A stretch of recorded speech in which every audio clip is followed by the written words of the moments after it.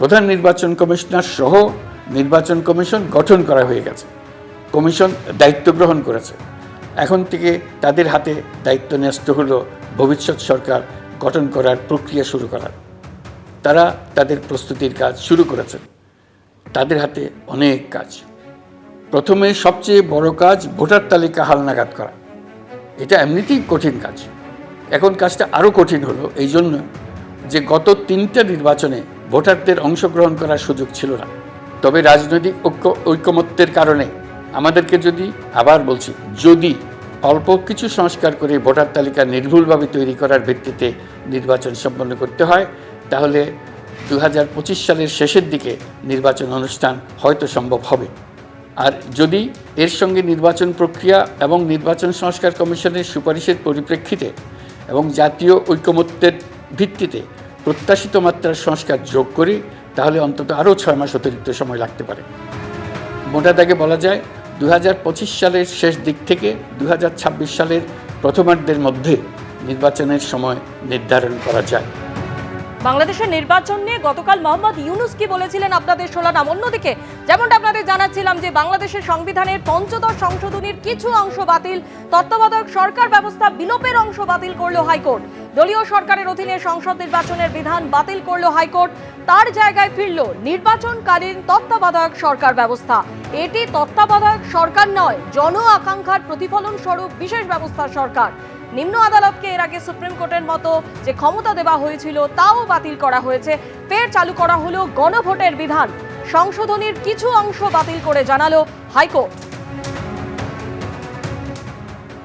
পিপলসের উইলের তারা কোনো তোয়াক্কা করেন নাই, না করেই তারা 15th অ্যামেন্ডমেন্ট করে তারা জনগণের ভোটের অধিকার হরণ করেছেন।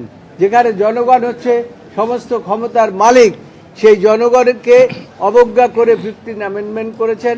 আদালত সমস্ত কিছু বিশ্লেষণ করে যে জাজমেন্টটা দিয়েছেন সেটা হচ্ছে this judgement of the 15th amendment is unconstitutional and ultra vires to the constitution. সুতরাং এই জাজমেন্ট এখন থেকে আর টিকে থাকতে পারে না এবং এখন পূর্ণ অবস্থায় আগে 1996 সনে যে তত্ত্বাবধায়ক ব্যবস্থা ছিল সেই অবস্থার মধ্যে আবার এই দেশ এখন ফিরে এসেছে। বাংলাদেশের সংবিধানের ৫ম সংশোধনীর কিছু অংশ বাতিল, তত্ত্বাবধায়ক সরকার ব্যবস্থা বিলোপের অংশ বাতিল করলো বাংলাদেশ হাইকোর্ট। আরও একবার আপনাদের জানিয়ে রাখি, বাংলাদেশের সংবিধানের ৫ম সংশোধনীর কিছু অংশ বাতিল, তত্ত্বাবধায়ক সরকার ব্যবস্থা বিলোপের অংশ বাতিল করলো বাংলাদেশ হাইকোর্ট। দলীয় সরকারের অধীনে সংসদ নির্বাচনের বিধান বাতিল করলো হাইকোর্ট। তার জায়গায় ফিরল নির্বাচনকালীন তত্ত্বাবধায়ক সরকার ব্যবস্থা।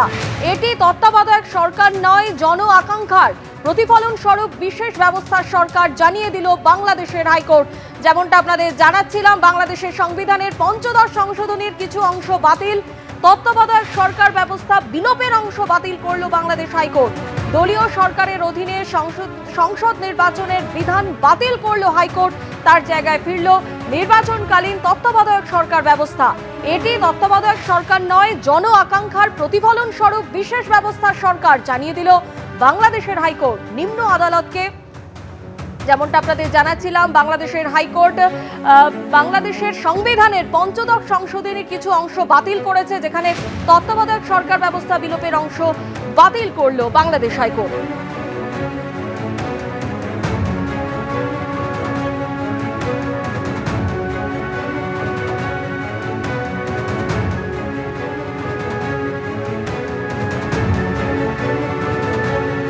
বাংলাদেশ সংবিধানের ৫ম সংশোধনীর কিছু অংশ বাতিল, তত্ত্বাবধায়ক সরকার ব্যবস্থা বিলোপের অংশ বাতিল করলো হাইকোর্ট।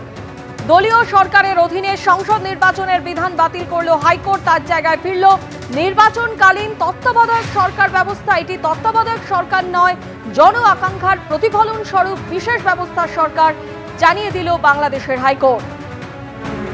নিম্ন আদালতকে এর আগে সুপ্রিম কোর্টের মতো ক্ষমতা দেওয়া হয়েছিল তা বাতিল করা হয়েছে।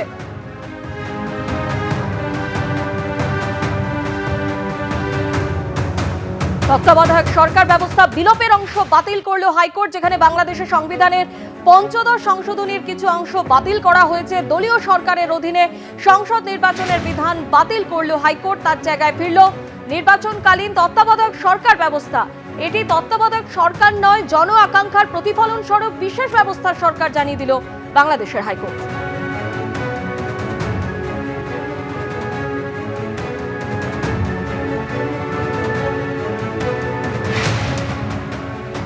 এর আগে নিম্ন আদালতকে সুপ্রিম কোর্টের মতো ক্ষমতা দেওয়া হয়েছিল, তাও বাতিল করা হয়েছে। এবারে বাংলাদেশের হাইকোর্ট যেমনটা জানিয়ে দিল যে দলীয় সরকারের অধীনে সংসদ নির্বাচনের বিধান বাতিল করলো হাইকোর্ট, তার জায়গায় ফিরল নির্বাচনকালীন তত্ত্বাবধায়ক সরকার ব্যবস্থা।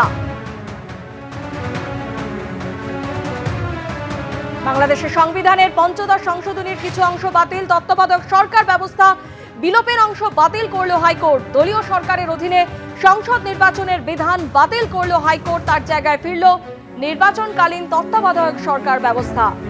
এর আগে আপনারা জানেন যে নিম্ন আদালতকে সুপ্রিম কোর্টের মতো ক্ষমতা দেওয়া হয়েছিল, তাও বাতিল করা হয়েছে। এবারে হাইকোর্টের তরফে যে নির্দেশ জারি করা হলো যে বাংলাদেশের সংবিধানের পঞ্চদশ সংশোধনীর কিছু অংশ বাতিল করা হলো, তত্ত্বাবধায়ক সরকার ব্যবস্থা বিলোপের অংশ বাতিল করলো হাইকোর্ট।